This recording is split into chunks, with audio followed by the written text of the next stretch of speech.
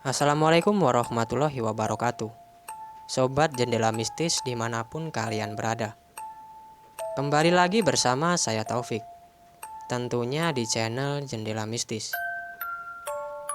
Saya ucapkan terima kasih kepada kalian yang senantiasa selalu setia menemani saya ketika membuat konten dan mendukung channel Jendela Mistis. Semoga kalian selalu diberikan kesehatan dan juga senantiasa diberikan kelancaran rezekinya. Dan juga bagi kalian yang ingin membagikan pengalaman horor yang pernah kalian alami, silahkan DM ke Instagram Jendela Mistis. Dan linknya akan saya sampaikan ataupun saya tuliskan di kolom deskripsi. Siapa tahu pengalaman horor yang pernah kalian alami bisa dijadikan pelajaran bagi banyak orang. Dan tanpa berlama-lama, gosipin setan dimulai.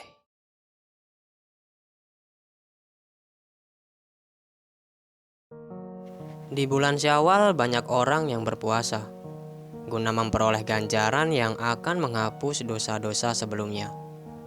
Maka sebagai wanita saleh, Windy pun juga melakukannya.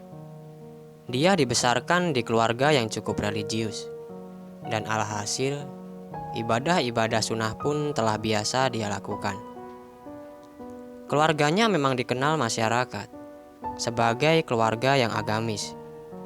Ayahnya meskipun hanya seorang kuli bangunan, kerap diminta mengisi pengajian di berbagai acara yang diadakan oleh penduduk dusun. Sementara Widi yang merupakan anak perempuan satu-satunya di keluarga itu, telah sejak kecil disekolahkan di pondok pesantren. Hidup mereka sederhana, namun tenang lantaran dekat dengan agama dan Tuhan.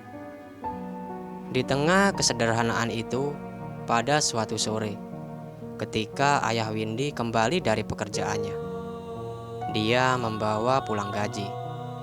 Meskipun jumlahnya tidak terlalu banyak, ayah Windy begitu mensyukuri hasil itu. Maka sebagai wujud rasa syukur, dia mengajak istrinya dan Windy untuk berbuka di sebuah warung bakso yang berada tak jauh dari rumahnya. Kebetulan ketiganya hari itu sedang berpuasa.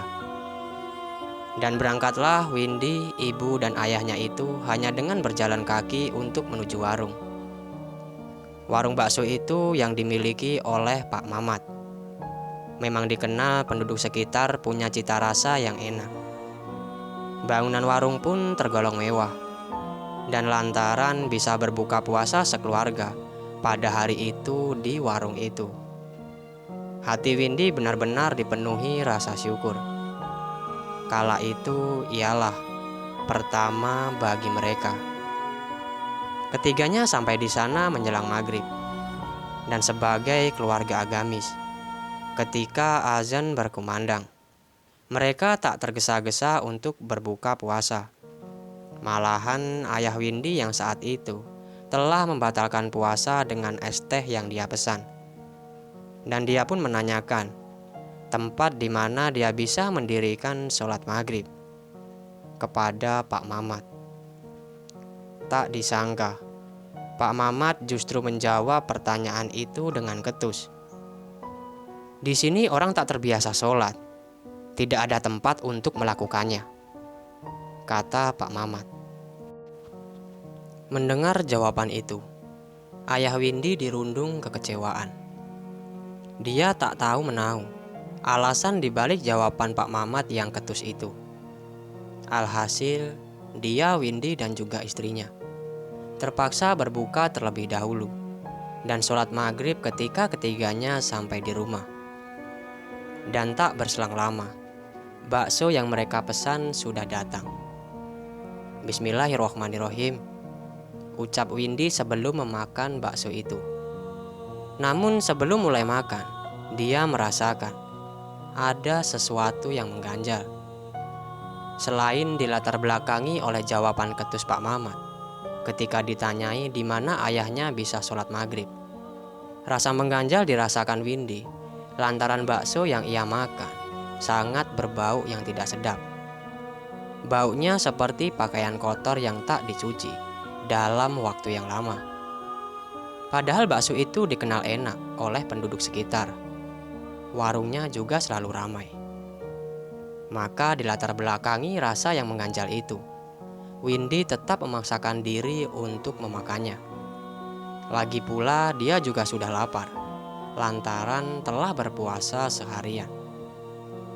Namun siapa sangka, hanya sesaat setelah memakan bakso suapan pertama, Windy langsung memutahkannya. Perutnya yang telah kelaparan karena berpuasa tak bisa menerima bakso itu. Para pengunjung pun menengok ke arah Windy dalam sekejap, lantaran dirasanya mengganggu orang lain. Ayah Windy lantas langsung menuntaskan makanannya, membayar, dan mengajak anak dan istrinya untuk pulang. Dalam perjalanan, Windy berbisik kepada ayahnya. "Ada yang salah dengan bakso itu, Pak," kata si Windy. Beberapa minggu setelah kunjungan Windy dan keluarganya itu, orang-orang dikejutkan dengan kabar bahwa Pak Mamat telah ditangkap polisi. Dia dipersalahkan lantaran tertangkap basah meletakkan sebuah celana dalam di dalam panci baksonya. Perilaku licik itu tertangkap mata oleh salah satu pengunjung yang sedang makan di warung Pak Mamat. Perihal celana dalam itu, Windy sebenarnya telah mengetahuinya dari bau tak enak yang ia rasakan dari bakso itu beberapa waktu yang lalu. Sebenarnya di saat itu pula Windy telah curiga bahwa Pak Mamat telah memakai pesugihan untuk warung baksonya.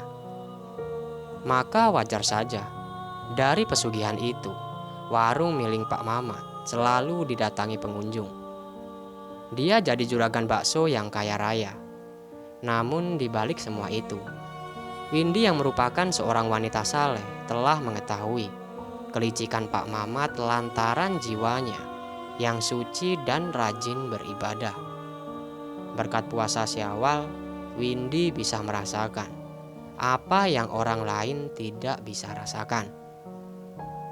Itulah sedikit cerita yang bisa saya sampaikan. Pesan moral di balik cerita ini, jangan lupa berdoa sebelum kalian memulai makan ataupun ketika saat sedang berbuka puasa. Saya Taufik, saya ucapkan terima kasih. Wassalamualaikum warahmatullahi wabarakatuh.